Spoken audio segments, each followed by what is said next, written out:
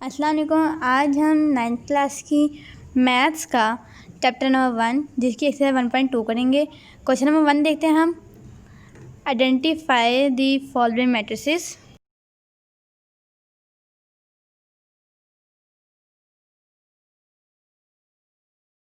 इस क्वेश्चन में हम बताएंगे कि ये कौन कौन से मैट्रिसेस हैं। एक्चुअल में एक्सरसाइज 1.2 का टॉपिक ही यही है, टाइप्स ऑफ मैट्रिसेस। तो आइए अब हम पहला पार्ट देखते हैं। ये मैंने क्वेश्चन नंबर 1 के पार्ट्स लिख लिए हैं, अब हम इनको सॉल्व करते हैं। पहले पार्ट्स का आंसर है नल मैट्रिक्स। इसको हमने नल मैट्रिक्स इस वजह से कहा है क्योंकि इस मैट्रिक्स की सारी एंट्रीज जो हैं वो हैं ज़ीरो। तो जिस मैट्रिक्स की सारी एंट्रीज ज़ीरो हों उन्हें हम कहते हैं नल मैट्रिक्स। बी पार्ट का आंसर है रो मैट्रिक्स। रो मैट्रिक्स, इसको हमने रो मैट्रिक्स इस वजह से कहा है क्योंकि इसकी सिर्फ 1 रो है। अगर हम इसका ऑर्डर देखें तो इसमें सिर्फ 1 रो है, तो इस वजह से हमने इसको कहा है रो मैट्रिक्स।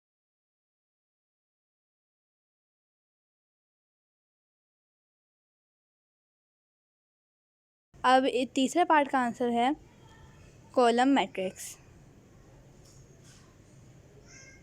कॉलम मैट्रिक्स, इसको हमने कॉलम मैट्रिक्स इस वजह से कहा है क्योंकि इसकी 1 कॉलम है। अगर हम इसका ऑर्डर देखें तो इसके कॉलम 1 बनते हैं। रो मैट्रिक्स इस वजह से कहा था क्योंकि इसकी 1 रो थी, और इसको कॉलम मैट्रिक्स इस वजह से कहा क्योंकि इसकी 1 कॉलम है। अब हम फोर्थ पार्ट की तरफ चलते हैं। इसको हम कहेंगे यूनिट मैट्रिक्स या आइडेंटिटी मैट्रिक्स भी कह सकते हैं। ये गलती से लिख लिया, यूनिट मैट्रिक्स। इसको हम आइडेंटिटी मैट्रिक्स भी कह सकते हैं। इसको हमने यूनिट मैट्रिक्स इस वजह से कहा है क्योंकि इसके डायगोनल में 1 है। जिसके डायगोनल में 1 हो उसको हम कहते हैं यूनिट मैट्रिक्स। अब हम इसके करेंगे पांचवा पार्ट। जैसे कि मैंने पार्ट 1 में बताया था कि जिसकी एंट्री 0 हो उसे नल मैट्रिक्स कहते हैं। तो देखें पांचवें पार्ट में भी जो एंट्री है वो है 0, तो हम इसको कहेंगे नल मैट्रिक्स। इसी तरह देखें इसके अंदर सिर्फ 1 कॉलम थी थर्ड पार्ट में, तो हमने इसको कहा था कॉलम मैट्रिक्स। इसी तरह एफ पार्ट में भी 1 ही कॉलम है, तो हम इसको भी कॉलम मैट्रिक्स कहेंगे।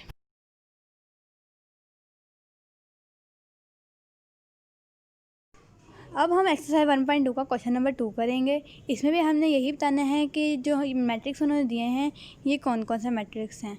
अब हम पहला पार्ट करते हैं। ये मैट्रिक्स है रेक्टेंगुलर मैट्रिक्स।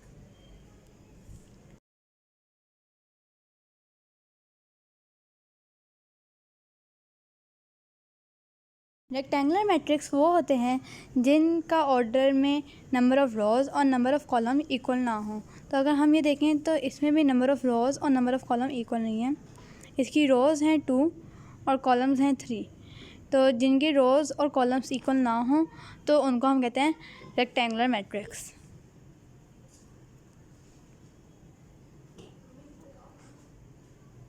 हम दूसरा पार्ट देखते हैं। इसका नाम है कॉलम मैट्रिक्स। इसको कॉलम मैट्रिक्स इस वजह से कहा है क्योंकि इसके अंदर 1 कॉलम है, तो जिसकी 1 कॉलम होती है उसे हम कहते हैं कॉलम मैट्रिक्स। अब हम करेंगे इसका पार्ट नंबर 3 और 4। पार्ट नंबर 3 का आंसर है स्क्वायर मैट्रिक्स।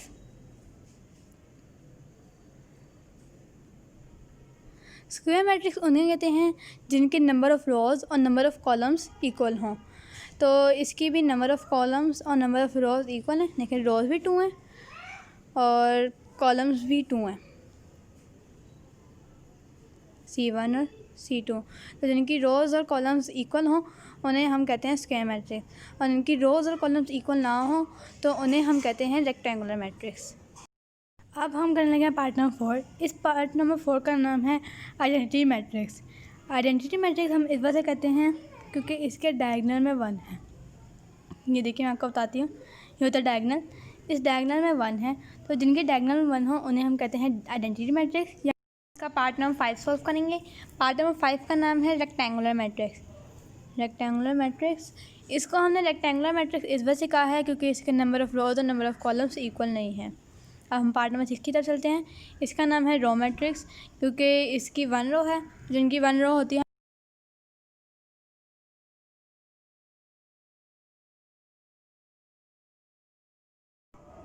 इसके पार्ट नंबर 7 का नाम है कॉलम मैट्रिक्स, क्योंकि इसके अंदर 1 कॉलम है। अब हम इसका पार्ट नंबर 8 सॉल्व करेंगे। पार्ट नंबर 8 का नाम है square matrix. Square matrix square matrix हमने इसका नाम इस वजह से रखा है क्योंकि इसके number of rows and number of columns equal हैं। जिनके number of rows and number of columns equal होते हैं उन्हें हम कहते हैं स्क्वायर मैट्रिक्स। अब हम इसके पार्ट नंबर 9 की तरफ चलते हैं। देखिए, इस पार्ट का नाम है नल मैट्रिक्स, क्योंकि इसकी सारी एंट्रीज जो हैं वो हैं ज़ीरो। तो जिनकी सारी एंट्रीज ज़ीरो होती हैं उन्हें कहते हैं हम नल मैट्रिक्स। अब हम एक्सरसाइज 1.2 को क्वेश्चन नंबर 3 करेंगे। आए अब हम क्वेश्चन नंबर 3 को सॉल्व करते हैं। क्वेश्चन नंबर 3 का जो पहला पार्ट है, देखें इसके डायगोनल में 4 है, क्योंकि सेम नंबर है, ऊपर भी 4 और नीचे भी 4। तो जिसके डायगोनल में 4 होता है उसको हम कहते हैं स्केलर मैट्रिक्स। देखें, स्केलर मैट्रिक्स।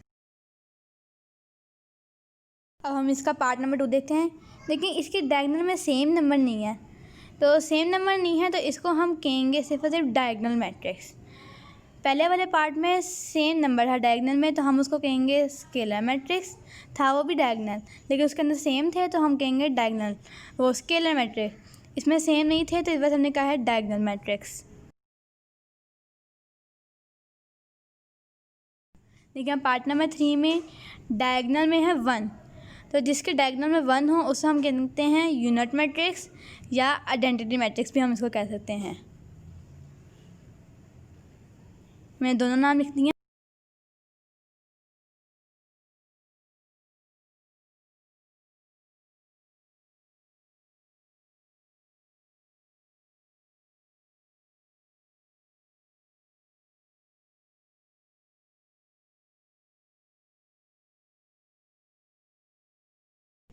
अब हम इसका पार्ट नंबर 4 सॉल्व करेंगे। देखिए, इसके पार्ट में भी सेम नंबर नहीं है, तो अगर सेम नंबर नहीं है और ना ही 1 है तो हम इसका नाम रखेंगे डायगोनल मैट्रिक्स।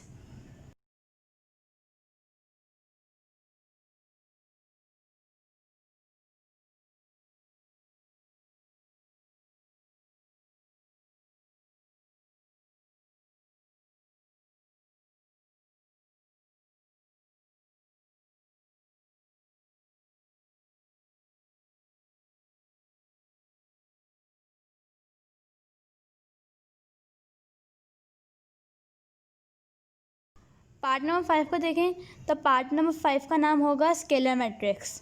स्केलर मैट्रिक्स वो होते हैं जिनके डायगोनल में सेम नंबर हो, और अगर हम इसके डायगोनल को देखें तो इसमें सेम नंबर ही है। 5 में से 3 गए तो 2 आता है, और 1 + 1 भी 2 ही आता है। देखें, मैं भी लिखती हूँ, तो 2 और 2 सेम हुआ तो इसका नाम हमने लिख दिया स्केलर मैट्रिक्स।